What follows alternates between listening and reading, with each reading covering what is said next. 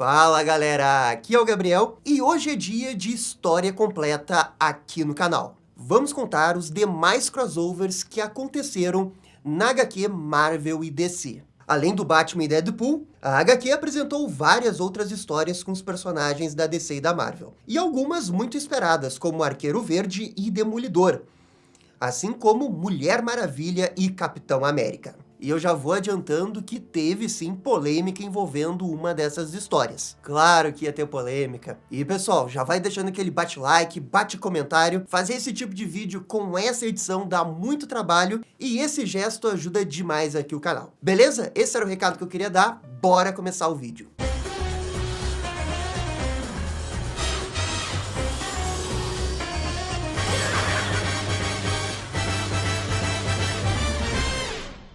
O primeiro crossover que vamos comentar aqui é da Mulher Maravilha com o Capitão América. E essa história é escrita pelo Chip Zdarsky e ilustrada por Terry Dodson. A história começa com a Diana lutando através das linhas de frente da Alemanha durante a Segunda Guerra Mundial. Um narrador misterioso fala como ansiava em ter encontrado a Amazona durante a guerra muito antes. A heroína era vista como uma deusa que veio parar uma guerra. E quando a Diana chega no bunker, ela se depara com o Capitão América.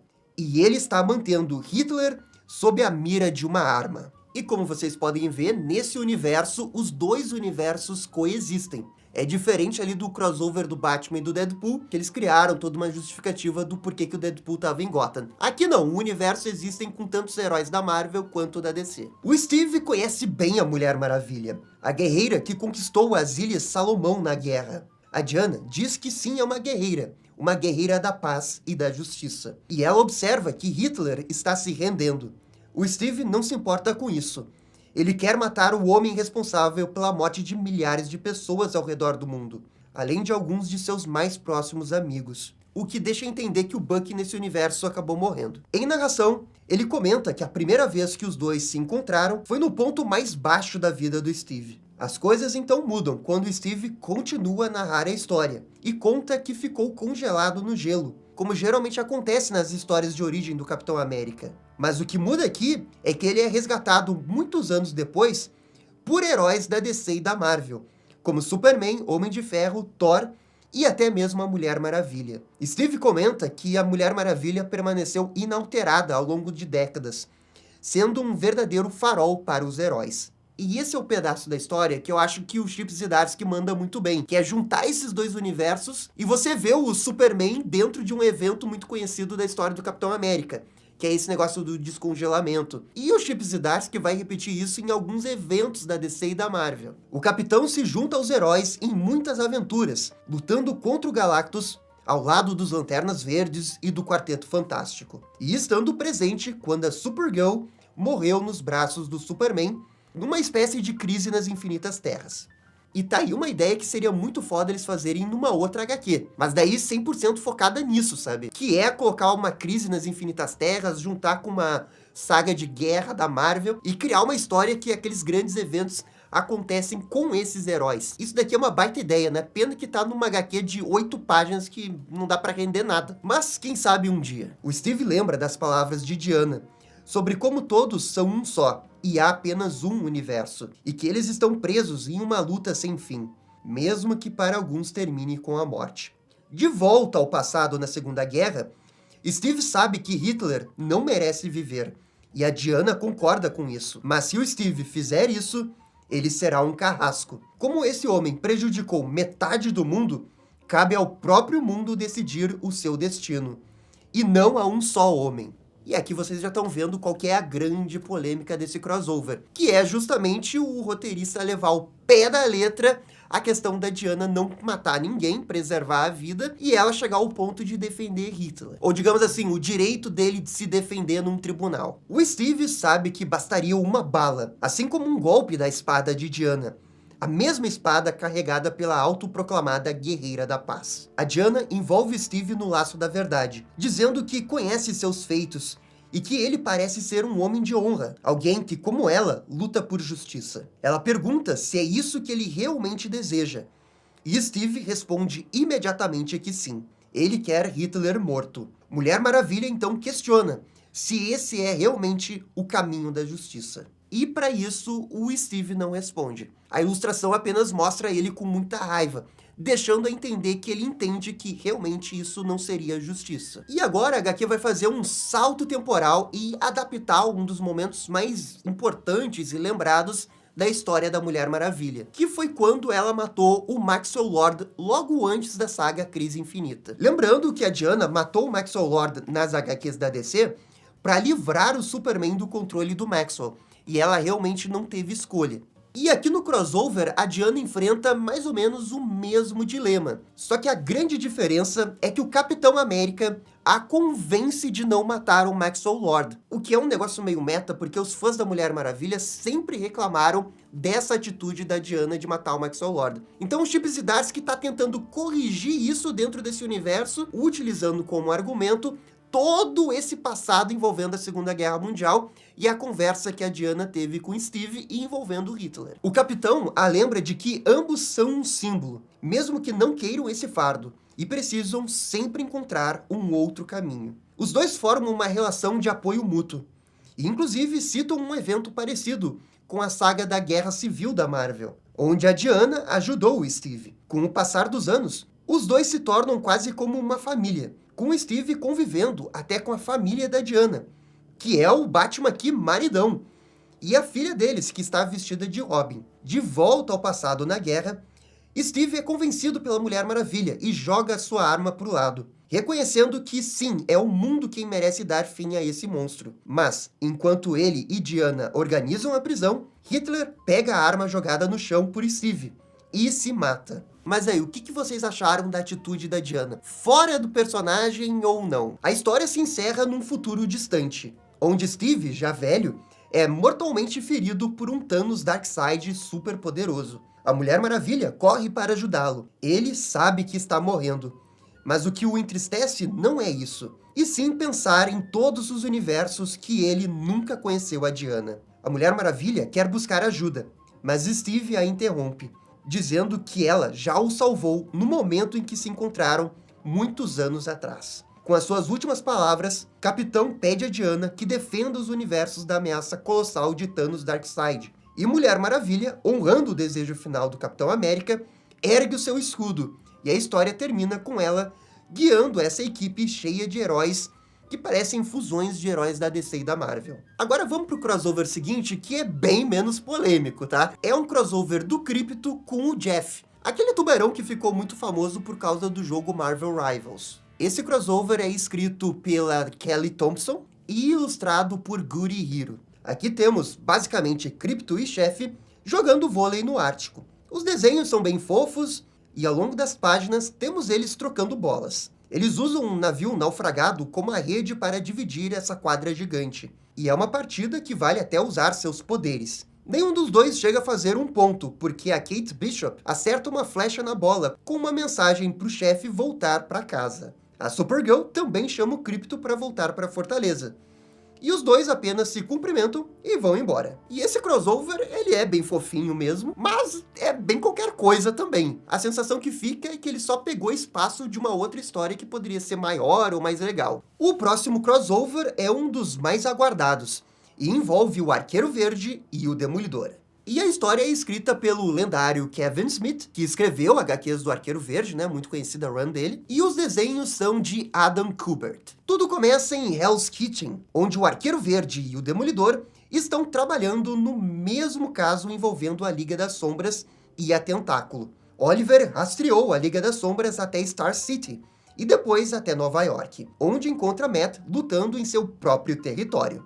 Os dois se esbarram um no outro em meio a combates nos telhados, levando a uma página muito boa. Demora um pouquinho, mas Matt e Oliver percebem que estão ali, e ficam frente a frente nesse painel muito da hora. O encontro rende ótimas piadas afiadas, como Matt pensando que o Oliver é o Gavião Arqueiro, o que o ofende profundamente. Eles trocam farpas sobre os seus trajes e estilos de luta. Destaque mesmo pro Matt falando que a Feira da Renascença é só no mês que vem. Entenderam, né? Porque o Oliver se veste como se fosse um Robin Hood da vida. Tudo isso acontece enquanto ambos derrotam ninjas. A química entre o humor sarcástico do Oliver e a seriedade de Matt funciona muito bem. E na minha opinião, esse é disparado o melhor crossover da HQ. Quem diria que o criticado Kevin Smith seria a pessoa que faria o melhor crossover dessa HQ. Mas, né, quando se trata de Arqueiro Verde, o cara sempre manda bem. No meio da batalha, com excelentes desenhos e interações, aparece o vilão Conde Vertigo, cujo implante causa o caos nos sentidos aguçados do Demolidor. O vilão fala que irá mandar o demônio pro inferno nessa noite, e Matt quase é morto. Mas uma flecha improvisada de Oliver, com uma luva de boxe encontrada em uma academia, que por acaso era do Jack Murdock, pai do Matt, salva o dia. Os vilões são derrotados e presos. E depois, os dois heróis vão ao bar do Josie para beber e trocar histórias. E pelo jeito, essa dupla realmente vai vingar. E agora chegamos nas últimas 3 histórias desse crossover. E infelizmente são histórias muito pequenas. Na sequência, vem o crossover do Rocket Raccoon com o Lanterna Verde Hal Jordan. Essa HQ é escrita pelo Al Ewing e ilustrada pelo Dick Ruan. Aqui, Rocket Raccoon se torna temporariamente Lanterna Verde. E tudo isso por conta de uma ideia envolvendo o intercâmbio cultural entre os emissários do Conselho Galáctico, os Guardiões da Galáxia e a tropa dos Lanternas Verdes. E eles foram logo escolher o Rocket Raccoon. E dos Lanternas Verdes, o representante foi o Hal Jordan, que entrega aqui o seu anel ao Guaxinim. Só que, bem, esse intercâmbio aqui é um desastre. Em poucos dias, Rocket Raccoon faz o seguinte: atira no Sinestro, aposta o anel de Lanterna Verde num cassino e até rouba o mesmo cassino depois.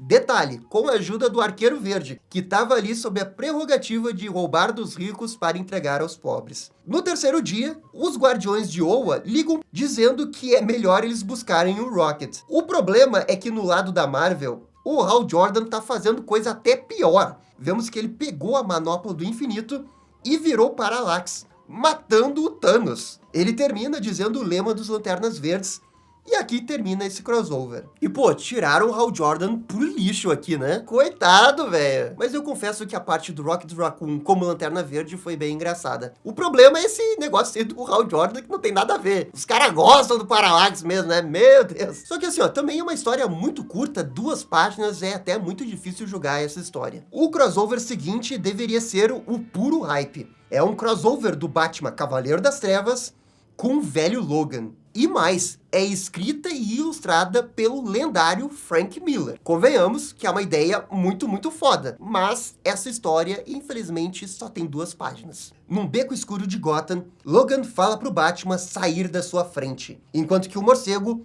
ordena que ele saia da sua cidade. Os dois se encontram nesse painel que não dá pra entender muito bem o que tá acontecendo. Alguém é jogado pela janela e quebra o vidro. Finalmente, os dois aparecem frente a frente e trocam insultos mais anos 80 possível. Wolverine fala que irá furar tanto o Batman que ele irá esquecer do crime e da vingança, e só vai se importar em trocar a fralda. Só que enquanto o Wolverine tá xingando o Batman sem parar, o Bruce tá usando o seu preparo. O morcego coloca um cinto com explosivos no Wolverine e diz que esse é o problema dele, é raiva demais e pouco cérebro. O cinto explode e Wolverine é derrotado. No último painel, Batman pergunta se Logan tá pronto para ir para casa lamber suas feridas, o que Wolverine concorda, prometendo uma revanche. E assim, apesar desse crossover só ter 2 páginas, ele acaba sendo bem divertido. Eu gostei desse crossover, e eu juro que não é porque o Batman venceu, tá? Mas, de qualquer jeito, ainda é uma história com potencial desperdiçado, né? Convenhamos. Pô, era pra ser uma história com 20, 30 páginas. Mas fazer o quê, né? Quiseram dar 20 páginas pro Zeb Wells lá, pro Batman e Deadpool? Malditos! A última história é a introdução de um novo personagem em fusão de DC e Marvel,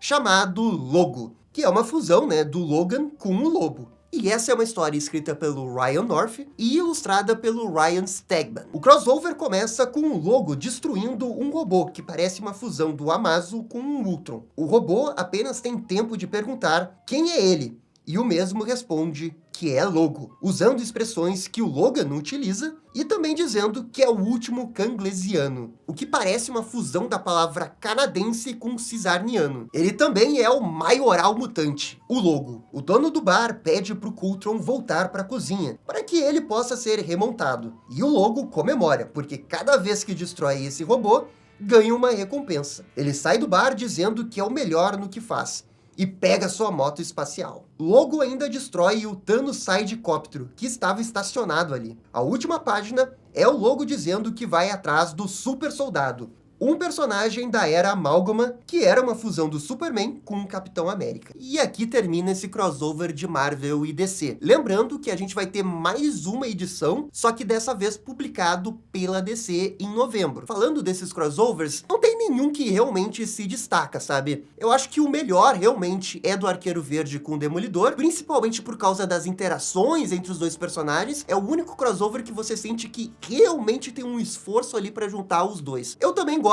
aí do crossover do Batman com o Logan, porque é bem Frank Miller, ilustrações que você não consegue entender direito o que tá acontecendo. 2 páginas divertidas, mas é aquilo que eu falei, né? Todos esses crossovers são muito curtos. Todos eles tinham que ter mais páginas para desenvolver melhor a história. E não sei, talvez fique de aprendizado para os próximos crossovers da DC e da Marvel, porque parece que realmente eles vão fazer mais no ano que vem, para talvez focar em apenas uma história. Sabe, pega uma HQ de 50 páginas, faz uma boa história com 2 personagens. Não precisa ficar colocando história backup no final, porque não dá pra desenvolver bem essas histórias, sabe? Eu prefiro ter uma grande história de 50 páginas que seja muito bem desenvolvida, do que ter 7, 8 crossovers, mas daí eles têm 2, 3 páginas. Não sei, é o meu gosto pessoal, sabe? Preferiria que fosse uma grande história. E de preferência que não seja escrita pelos Deb Wells, né, Dona Marvel. Mas enfim, eu também estaria mentindo dizendo que eu não gostei do crossover. É óbvio que eu gostei. É muito legal ter essas histórias, Rocket Raccoon com Lanterna Verde, mesmo que não seja uma boa história, sabe?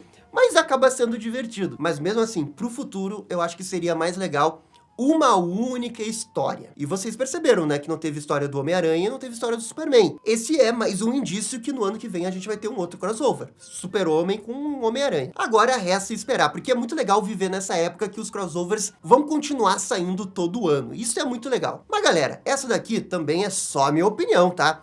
Por favor, comentem aqui embaixo o que vocês acharam desses crossovers. E no mais, eu fico por aqui. Muito obrigado por assistir o vídeo até o final. E vocês são ligados, dale DC. E esse foi o vídeo com os demais crossovers de Marvel vs DC. E aí, gostaram? Não gostaram? Deixem suas opiniões nos comentários. E se curtiram o vídeo, deixe aquele joinha e inscreva-se no canal para ficar sabendo absolutamente tudo sobre Batman. Obrigado, gente, e até a próxima. Tchau, tchau.